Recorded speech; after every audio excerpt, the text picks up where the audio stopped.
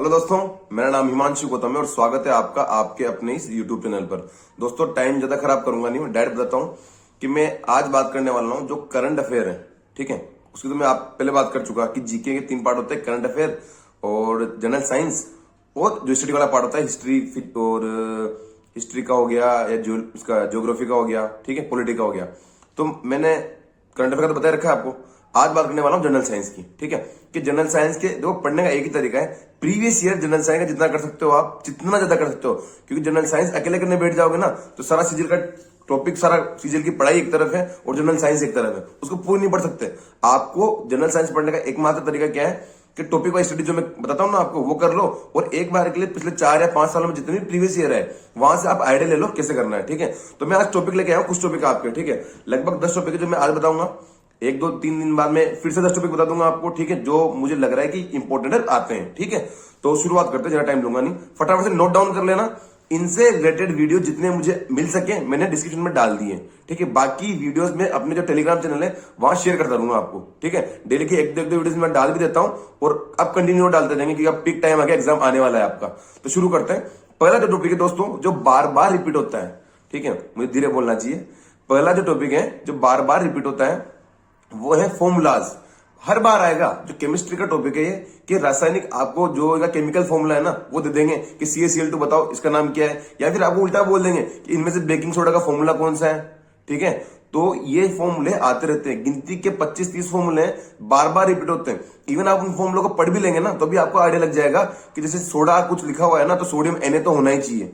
ठीक है, तो ऐसे, और अगर आप साइंस बैकग्राउंड से नहीं हो तो भी कर लोगे चीजों को, आप 25-30 फॉर्मूले अच्छे से पढ़ लो, एक बार लिख लोगे 5 दिन में रिवीजन हो जाता है। तो इसका लिंक मैंने डाल दिया है, देखें ना आप। ठीक है, अगला दोस्तों टॉपिक है वो कोशिका के बारे में। देखो कोशिका का सिंपल, ये कोशिका कैसी होती है, कोशिका का डिजाइन क्या होता है, इसका पीछे वाला भाग क्या होता है, आगे वाला भाग क्या होता है, कोशिका की खोज किसने की थी, इसके टाइप्स क्या क्या होते हैं। ठीक है, ये अच्छा टॉपिक है, आता है क्वेश्चन। ठीक है, तो वो देखना, बेसिक्स है, एक पेज की मतलब बेसिक्स है, ज्यादा डेप्थ में जाना भी नहीं हमको। ठीक, तीसरा दोस्तों टॉपिक जो मैं पहले ही बता चुका आपको कि हमारे पृथ्वी के ऊपर 22 के प्री में भी बहुत सारे क्वेश्चन आए इस टॉपिक से, कि पृथ्वी के ऊपर जो मंडल है ना, क्षोभ मंडल होता है, मध्यम मंडल होता है, आयन मंडल होता है, समताप मंडल होता है। ये जो मंडल बने होते हैं मतलब ऊपर की लेयर को ऐसे बांटा हुआ है, क्या 50 किलोमीटर तक ये होगा, 100 तक ये होगा, 150 तक ये होगा, ऐसे इनको डिवाइड कर रखा है। तो उसके बारे में क्वेश्चन आता है कि प्लेन्स कौन से मंडल में उड़ते हैं, बिजली वगैरह कड़कती है, बादल होते हैं, वो कौन से मंडल में होते हैं। तो ये भी इंपॉर्टेंट टॉपिक है। ठीक है, चौथा और दोस्तों टॉपिक है आपका वह परमाणु के बारे में बेसिक जानकारी आपको होनी चाहिए कि परमाणु क्या होता है, उसके अंदर इलेक्ट्रॉन कैसे होते हैं, अंदर जो नाभिक होता है उसमें प्रोटॉन न्यूट्रॉन कैसे होते हैं। कोई आपको अगर मैं दे दूं, ठीक है, कि हाइड्रोजन में कितने परमाणु होते हैं, ऑक्सीजन में हाइड्रोजन के एक परमाणु में कितने इलेक्ट्रॉन होते हैं, कितने न्यूट्रॉन होते हैं, ऑक्सीजन के जो उनका लिखने का तरीका होता है ना, किसी भी सिंबल लिखते हैं जैसे 8O16 ऑक्सीजन के लिखते हैं, तो उसमें कितने इलेक्ट्रॉन है, कितने प्रोटॉन है, कितने न्यूट्रॉन है। तो ये चीज आपको पता होनी चाहिए कि इलेक्ट्रॉन के बाहरी कोश, परमाणु का बाहरी कोश में कितने इलेक्ट्रॉन होते हैं। बेसिक्स है, 2-3 पेज का है, अच्छे से आप देखोगे समझ में आ जाएगा, चाहे से आप किसी भी बैकग्राउंड के रहो, डेफिनेशन से बस प्रोटॉन ज्यादा भारी होता है या न्यूट्रॉन होता है या इलेक्ट्रॉन होता है। ठीक है, तो ये वाली चीज अच्छी है, इंपॉर्टेंट है, आती है बार बार। अगला दोस्तों टॉपिक है वो क्रियाशीलता का क्रम है। क्रियाशीलता का क्रम मतलब कि जैसे होता क्या है ना कि धातुएं होती है बहुत सारी, उनमें क्रियाशील ज्यादा कौन सी है, कि एक लिस्ट पूरी मिल जाएगी आपको, मैं डाल दूंगा, तो उसमें देखना कि जो चीज ऊपर है वो ज्यादा क्रियाशील है, जो चीज नीचे है वो कम क्रियाशील है। ठीक है, तो इनके क्रम पे क्वेश्चन आता है। तो ये इंपॉर्टेंट है कि जिंक होता है वो तांबे से ज्यादा क्रियाशील होता है, या सिल्वर होता है, चांदी होती है, वो सबसे ज्यादा क्रियाशील होता है। ऐसे कुछ क्वेश्चन आते रहते हैं, इंपॉर्टेंट है, रिपीट होता है, एक बार देखना, छोटा सा, लगभग मैं कह रहा हूं ये आधे पेज का भी टॉपिक नहीं, जो मैं भी आपको बताया, चौथा वाला टॉपिक, 5 वाला टॉपिक क्रियाशीलता का क्रम आधे पेज का भी नहीं है। ठीक है, और अगर 10-15-20 पेज करने से 3-4 जो क्वेश्चन है हमारे इसके साइंस के अगर हम कर लेते हैं तो ये हमारे लिए बहुत ज्यादा इंपॉर्टेंट है।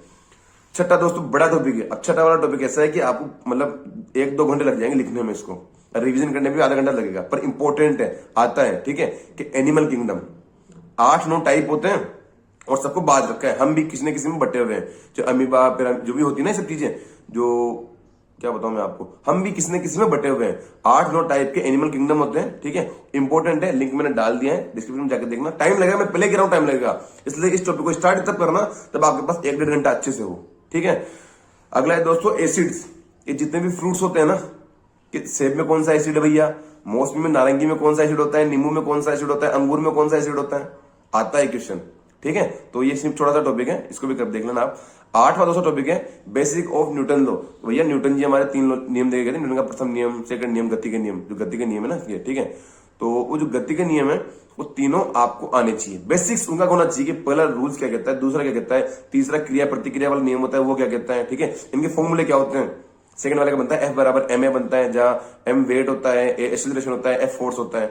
ये चीज आती है, ठीक है। बेसिक, ज्यादा डेप्थ में नहीं जाना। यूं नहीं कि आप हाई लेवल के नीट या IIT के क्वेश्चन लगा रहे हो। बेसिक पढ़ लेना एक बार, आपको डेफिनेशन और उसका यूज पता हो बस, और कुछ भी नहीं, ठीक।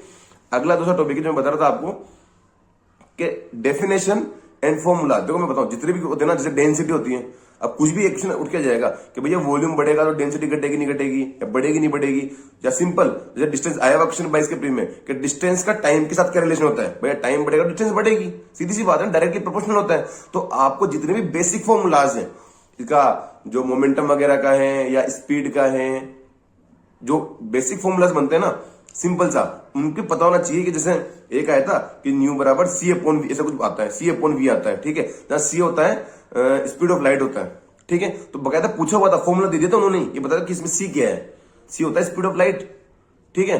तो ये क्वेश्चन आते हैं जो बेसिक फॉर्मूले 5-10 गिनती के फॉर्मूले हैं, ठीक है, 10 मान लो आप मैक्सिमम।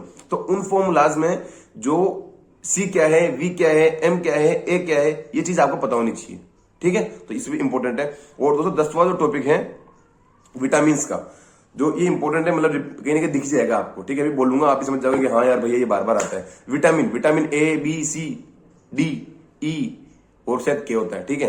तो इनके नाम, इनकी कमी से कौन कौन सी बीमारी होती है और इनके रासायनिक नाम आते हैं विटामिन A का या B का, ठीक है। यानी कि कमी से बीमारी जो है वो आती है, और इनके सोर्स क्या क्या है बेसिक, ठीक है।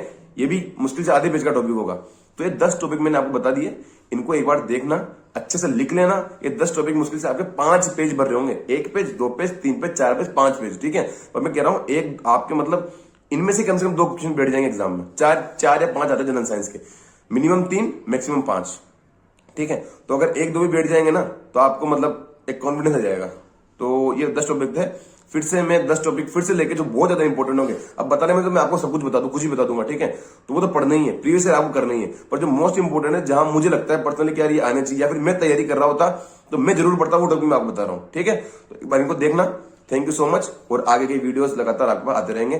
टेलीग्राम पे मैं अपने ग्रुप पे डालता रहूंगा इन चीजों को, तो आप चाहे तो टेलीग्राम का लिंक मैंने डाला हुआ है, वो ज्वाइन कर सकते हैं। Thank you so much.